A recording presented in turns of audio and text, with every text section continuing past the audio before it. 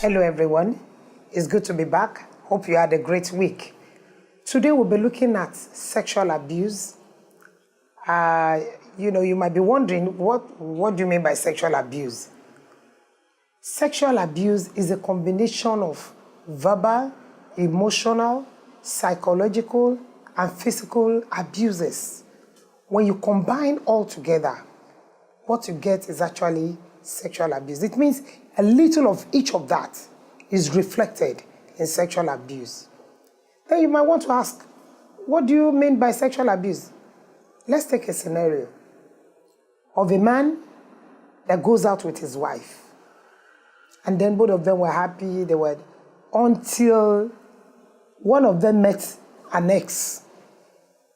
And then your spouse gets carried away and begin to flirt in your presence with an ex.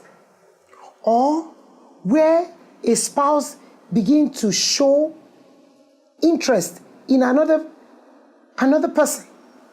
The commonest one is when you're in the car with your spouse and then your spouse loses concentration. Maybe you were discussing and then somebody, a perfect figure eight, passes by and then is so fully concentrated until you give him a jab. And then you say, oh, sorry. That's an abuse. Or is a woman that sees a man, well-structured, handsome-looking man, and then you lose interest or you lose focus on what you were doing or discussing with your husband. That's an abuse. Because you're abusing the person emotionally, you're abusing the person psychologically. And then you might end up abusing verbally. You say, what is it? You are jealous. That's sexual abuse. Another way you are wanted to look at sexual abuse is when you begin to withhold sex from your spouse as a punishment. Some will even go to the extent of flaunting their body. You get the person aroused, and then when your spouse feel, it's about to happen, God, I said, no, not today, I beg. That's an abuse. And I don't think it is fair. When you knew you were not going to do it, why did you start? Why did you give unnecessary signal? Why did you put your spouse in the mood? And then you are enjoying the fact that you are forcing your spouse to calm down. That's an abuse. And I don't think it is right. Every form of abuse must be avoided, including sexual abuse. Another terrible aspect of it is when you force your spouse to have unwanted sex with you. In fact, that's rape. Yes, the fact that you are married to that person does not mean you can't rape the person. Anything you force another person to do is an abuse. Now, when you force your spouse to have sex with you, that's a rape and is an abuse. I'm not saying you don't have a right to the body of your partner, but what I'm saying is when you do it in a way that whether you want it or not, this is what I'm doing, this is how it's going to be. Pardon me, but I think this is more amongst men. Because if a woman chooses to rape her husband, she may never do anything because it's a thing of the mind. But for a woman, you don't have to be in the mood to have sex. And that's where we have cases of rape here and there. And many husbands actually rape their wives. In fact, after abusing her verbally, telling her, is it did I not pay your bride price? Do you know how much I paid? Do you know how many tubers of yam I took to your parents? Come on, and then you have your way, forcefully. That's a sexual abuse. A worse scenario is when you have a man beating up his wife. And after beating her up and she's groaning, you now insist, out of jealousy, I caught you looking at that man. Why were you looking at him? What is it that he has got that you think I can't give you? Oh, it means you don't have enough. You don't have enough. I've not been giving you enough. That's a number of slaps. Okay, let me show you what I can do too. Come on. Having sex with your wife after beating her up is the height of abuse. And it should be stopped. It should be stopped. And another funny stories I've had is after beating her up, then he will begin to cry. It's the work of the devil.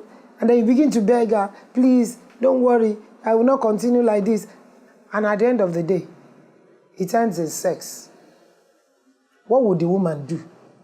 That's an abuse. Both parties must know when to draw the line. That, see, I've said no, then it is no. For crying out loud, he or she might have a good reason for saying no. And like I said, it's common because you can't force a man to have sex with you. When a man says, I was raped, you wonder, how were you raped? It means your mind, at a point in time, you were able to flow with it.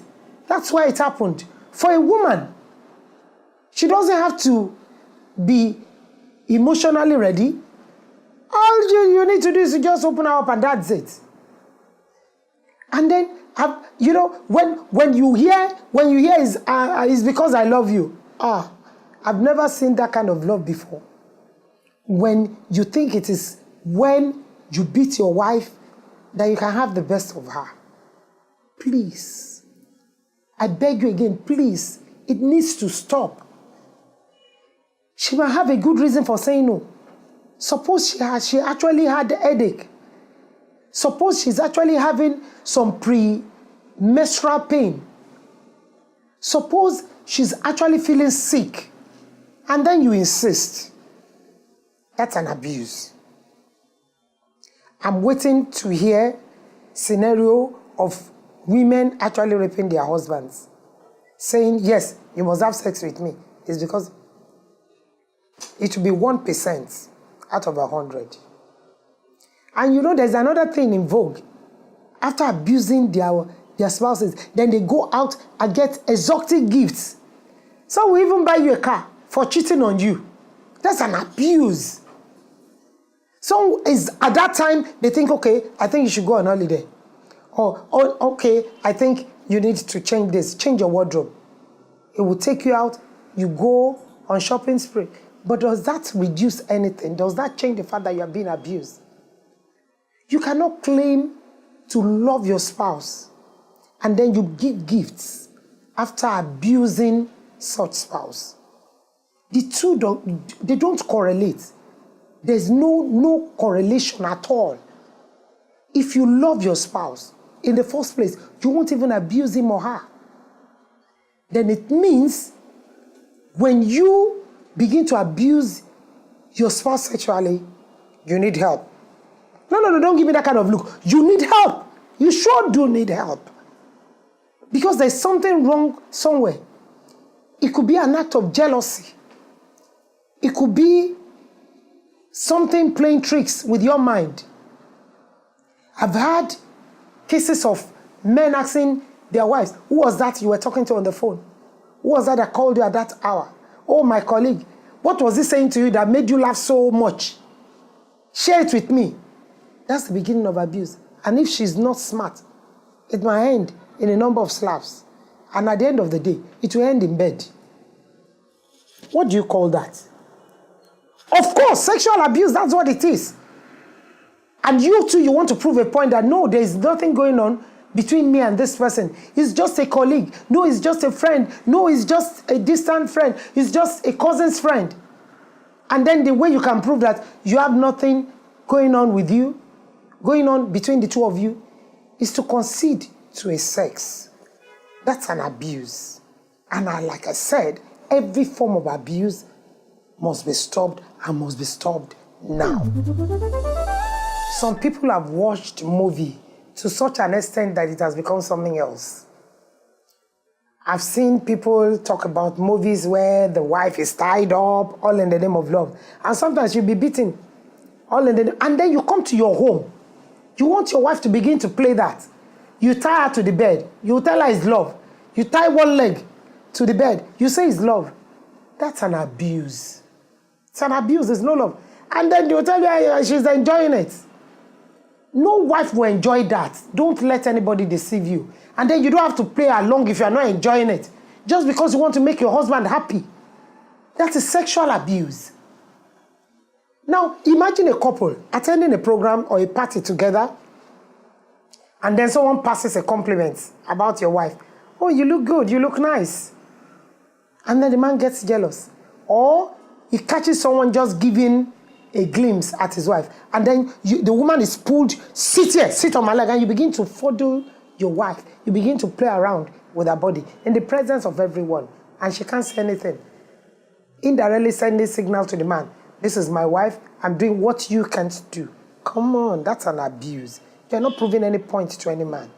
You have only succeeded in humiliating your spouse. You have only succeeded in showing that you don't have respect for your spouse. It should be stopped. It should be stopped. Or a woman, you go out with your husband and then you find a lady, two people discussing about how nice looking your husband is. And that's the time you begin to hold his neck, you begin to twist your body all over him just to say this one belongs to me. Come on. No one needs that. That's an abuse. Every form of abuse must be stopped and must be stopped now. You married that person because you had some level of connection. You had a level of love going on in between you. You married that person because you saw that person as a friend. And we had learned that your spouse is supposed to be your best friend. If that person is a friend, even if he's not a best friend, such a person deserves some level of respect, some level of appreciation. And to think that you are staying under the same roof means that person should actually be a good friend to you. Then there's no reason for you to abuse the person at all. The person you have married is not a slave, regardless of whether you earn more or not. You should not say because your wife is semi-literate and now you feel she's not good enough to go out with you. And she knows you don't like going out on your own. Of course, she'll put two and two together that maybe you've gotten someone else to take out. That's an abuse. Or your husband lost his job, so you now earn more. And because of that, you think he does not have a right to be a husband. You think he does not have a right to your body. Because you say, okay, you've been staying at home all day, I've been working all day. And I don't blame you, you don't know what it means to be tired because you are not out working. That's an abuse. Let's take care of every form of abuse. Take it out. Kick out every form of abuse out of your home. And then there will be peace. I'm waiting for your questions. I look forward to your comments. I want to hear you. As you can see, we have so many social media that you can contact us through. Come on, don't keep quiet. Get up and send a message. Get up and ask questions. And you never can tell. This might be what your marriage is waiting for to get back on track. Thank you. I remain Abimbola Akinwunmi Ile-Okoya, now that you are married.